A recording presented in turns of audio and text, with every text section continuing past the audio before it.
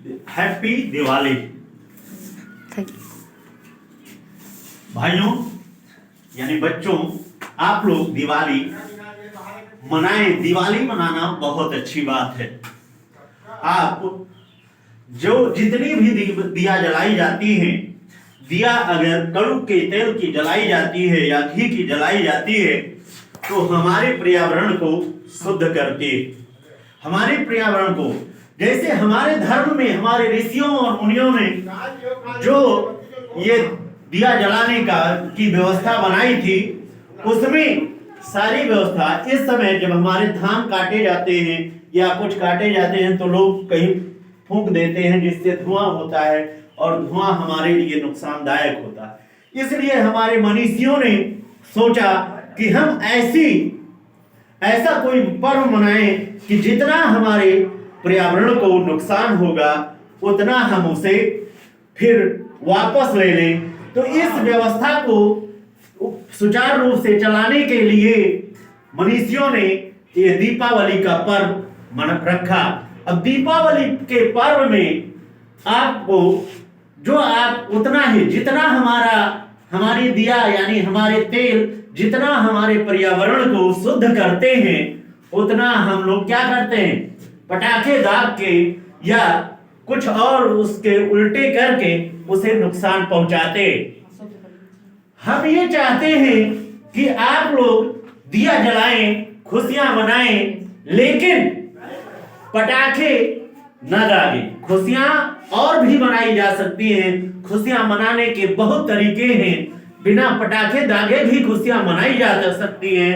इसलिए जिंदगी में आप दिया, जैसे हमारे अयोध्या में इतनी दिया जलाई जाएंगी, वो हमारे पर्यावरण को शुद्ध करेंगे और पर्यावरण को शुद्ध करके आप फिर वही काम करते हैं कि पटाखे दाग के और अपने आप को नुकसान पहुंचाते हैं।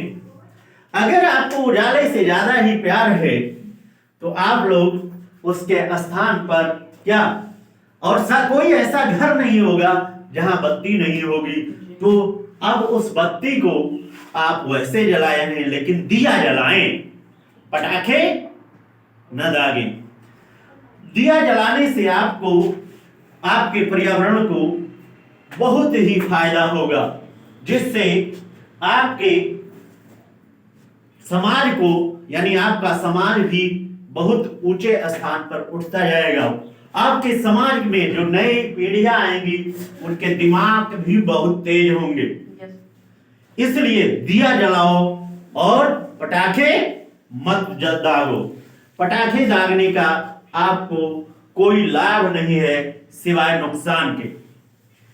मैं एक बार एक बच्चे को अपने यानी ट्यूटर था, होम ट्यूशन पढ़ाता था, उससे मैंने रोका कि बेटा आप इसे नहीं दागना, वो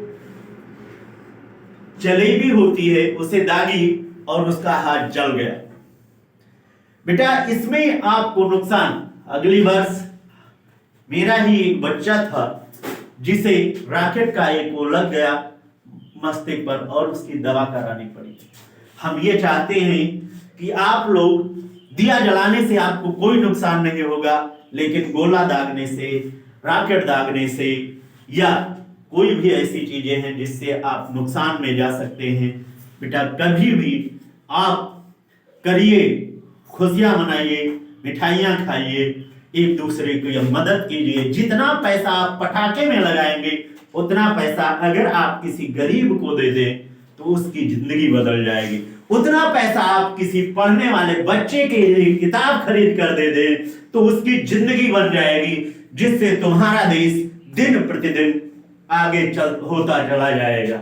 इसलिए जितना पैसा आप व्यर्थ में अपने पर्यावरण को नुकसान करने में लगाते हैं, उतना पैसा आप अपने मित्रों को या किसी ऐसे जिनके पास पैसे की कमी है, जिनके पास किताब खरीदने की व्यवस्था नहीं है, उनको उनकी मदद करके सबसे अच्छी दीपावली तो ये होगी कि अगर आप 1000 का सामान दागने वाला लाते हैं, वो 1000 लेकर और किसी ऐसे गरीब की मदद कर दें या 2-4 गरीब की मदद कर दें जिससे उसकी एनसीईआरटी की या और कोई भी अच्छी से अच्छी किताबें उसे मिल जाएं, तो उससे और वो जिंदगी भर आपको याद रखेगा, और जिंदगी में जब कहीं भी आप मिलोगे तो आपको सबसे ऊंचाई पर वो सोचेगा कि हमारे लिए भगवान है।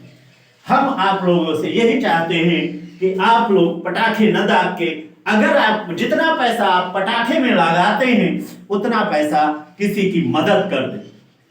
इससे जिंदगी में तुम्हारे एक सबसे बड़ी चीज और सबसे अच्छी दीपावली तो यही होगी कि आपने किसी की मदद की।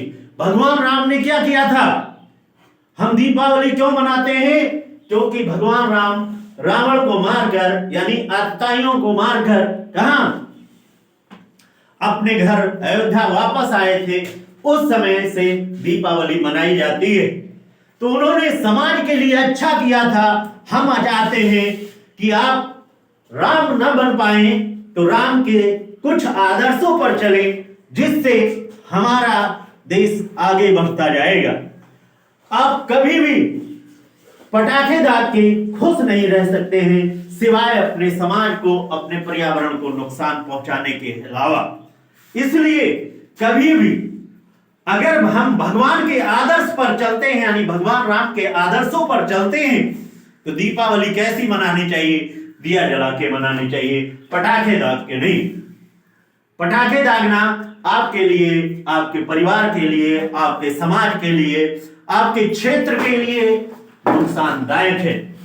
अगर आपको जितना पैसा पटाखों में लगाना है, मैं बार बार आपसे यही कहूंगा कि जितना पैसा आपको पटाखों में लगाना है उतना पैसा किसी गरीब, यानी जिसके पास पैसे की कमी है, किताब खरीदने की व्यवस्था नहीं है, उसकी मदद कर दीजिए।